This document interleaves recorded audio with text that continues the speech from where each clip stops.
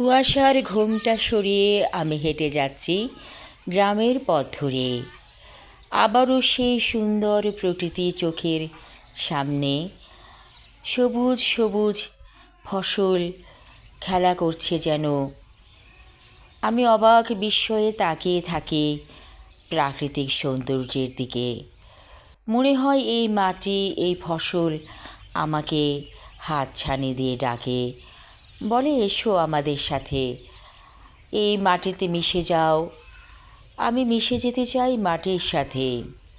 হয়তো এখন আর মাটির সাথে মেশা হবে না, আমার মৃত্যুর পরে মিশে যাব মাটির সাথে। আসলে সুন্দর প্রকৃতি দেখে মনটা অনেকটা উদাস হয়ে গিয়েছে। যাই হোক, ভালো লাগছে এই ফুলকপির ক্ষেত দেখে। এখানে অনেক অনেক ফুলকপি হয়েছে, সত্যি অসাধারণ সুন্দর। অথচ কিছুদিন আগে এখানে পানি ছিল, তারপর পানি চলে যাবার পর কৃষকেরা সুন্দর করে নতুন করে সবজি ক্ষেত ফলিয়েছে, দেখার মতো দৃশ্য।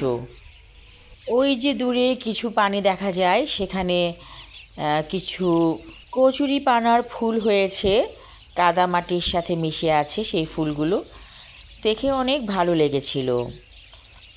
পাখির কিচিরমিচির শব্দ মন ভালো করে দিচ্ছে। খুব স্নিগ্ধ মিষ্টি স্বরে পাখিরা কানে কানে কথা বলছে। সারা দিনের কাজ সেরে নিড়ে ফিরেছে পাখিরা, তাই তো তারা মন খুলে কথা কইছে কিচিরমিচির শব্দে।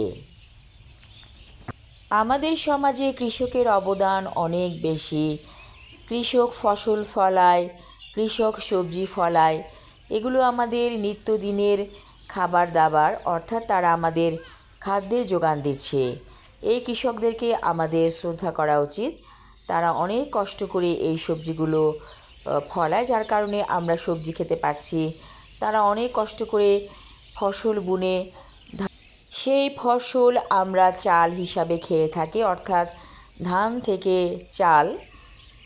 আসলে অনেক কষ্ট করে তারা।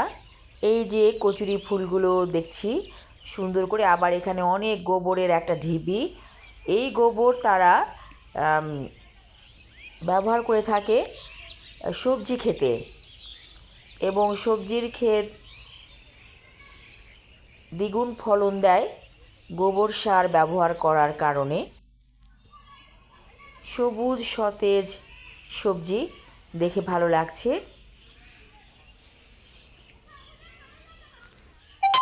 গ্রাম বাংলার প্রকৃতি আসলেই সুন্দর। যারা গ্রামে থেকে অভ্যস্ত হয়ে গেছে তাদের কাছে এই প্রকৃতির সৌন্দর্য সত্যি অসাধারণ। অনেক ভালো লাগলো এই বিকেলটাকে। দূরে কুয়াশা দেখা যাচ্ছে, হালকা শীত শীত অনুভূতি, সত্যিই ভালো লেগেছে।